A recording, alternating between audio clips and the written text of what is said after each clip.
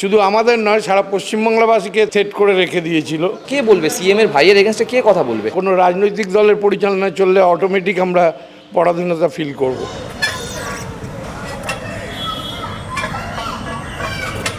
পাড়ার মেয়ের জমানাতেই রাজনীতির প্যাঁচে আটকে জৌলস হারিয়েছিল পাড়ার ক্লাব হরিশ পার্ক ব্যায়াম সমিতি, স্বাধীনতার সমবয়সী ক্লাব। অথচ সদস্যেরা নাকি এতদিন ছিলেন পরাধীন।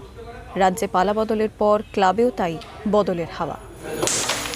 আমি এই মুহূর্তে দাঁড়িয়ে রয়েছি হরিশ পার্ক ব্যায়াম সমিতির ঠিক সামনে। রাজ্য রাজনীতিতে পালাবদলের পর এই ক্লাবের ভোলও কিছুটা বদলেছে। এখানে কার্যকারী যে কমিটি ছিল তাতে পরিবর্তন এসেছে। পুরনো কমিটি ভেঙে নতুন করে কোর কমিটি গঠন করা হয়েছে। ক্লাবের বেশ কিছু পুরনো সদস্যদের অভিযোগ যে ক্লাবটি কার্যত পার্টি অফিসে পরিণত করেছিল তৃণমূলের বেশ কিছু নেতা নেত্রী।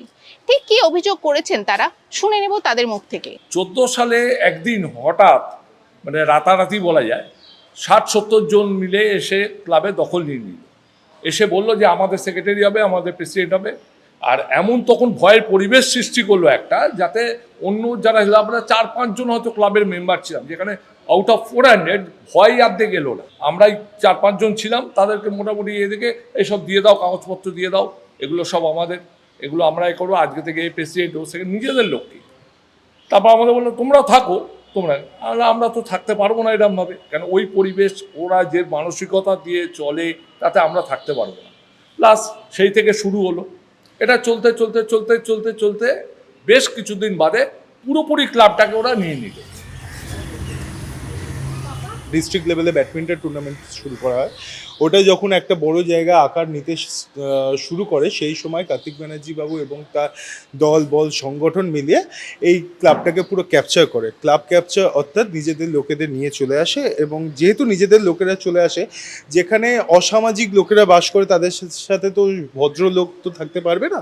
এটা বের করে দেওয়া নয়, নিজেরাই সাইড হয়ে চলে যাওয়া বলে, যেখানে সম্মান নেই সেখানে ভদ্রলোকরা থাকে না। তো সেই জায়গাগুলো বন্ধ হয়ে গেছে। আমাদের জিমটা যেমন ছিল, জিমে আমাদের আগে প্রাইজ আসতো, বেঙ্গলস লেভেলে ডিস্ট্রিক্ট লেভেলে আমাদের পার্টিসিপেটসরা যেত অ্যান্ড প্রাইজ আনতো, হেভিওয়েট চ্যাম্পিয়নশিপে প্রাইজ আনতো। সেই জিম ঘরের অবস্থাও এখন পুরো বন্ধ পড়ে রয়েছে, জিম ঘরটাকে শেষ করে দেওয়া হয়েছে। 2022-23 সাল পর্যন্ত ঠিকঠাক চলছিল।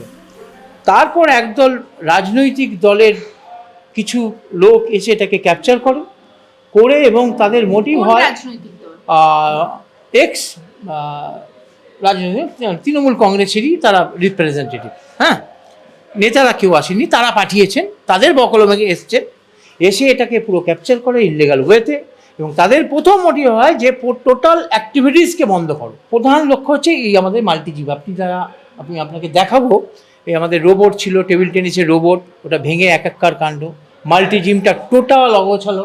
আমাদের প্রবাদ প্রতিম যারা ছিলেন, যারা এই ক্লাবটাকে ওতপ্রোত জড়িত করেছেন, তাদের ডাস্টবিনে তাদের ছবি, আমার মা চামুণ্ডা এখানে জাগ্রত, তার ছবি ওইখানে।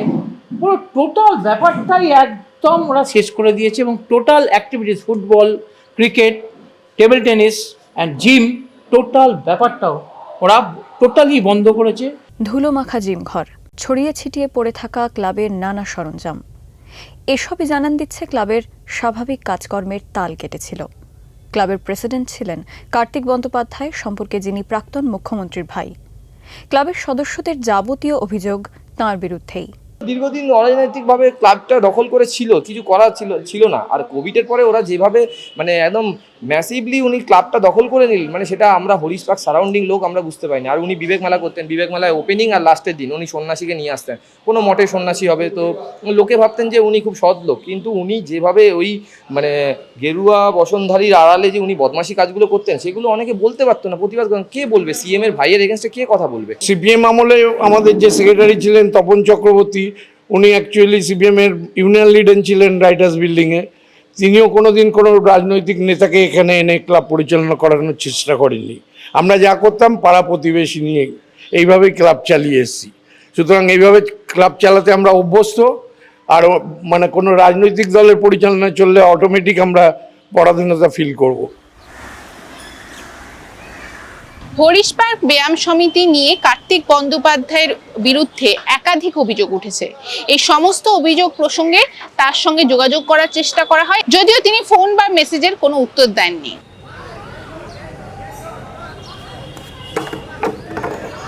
ক্লাব যে ক্রমশ বেহাল হচ্ছে তা জানানো হয়েছিল খোদ মমতা বন্দ্যোপাধ্যায় এবং অভিষেক বন্দ্যোপাধ্যায়কেও। তারপরেও সুরাহা হয়নি বলেই দাবি সদস্যদের। সম্প্রতি ক্লাবগুলোকে রাজনৈতিক দখলদারি মুক্ত করার বার্তা দিয়েছেন মুখ্যমন্ত্রী শুভেন্দু অধিকারী।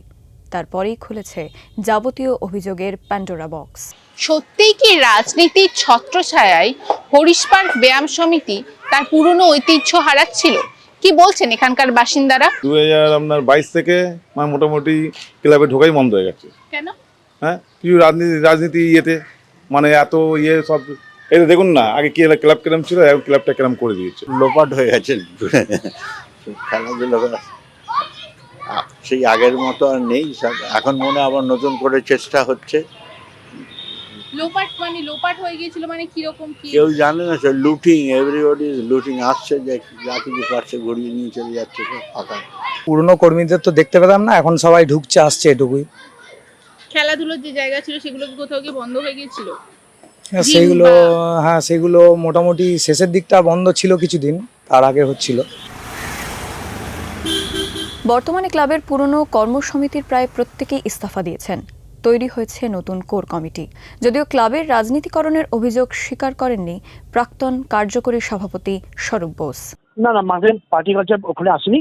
আমরা খেলাধুলো বন্ধ হয়ে গেছে, সেভাবে লোকজন আসেনি।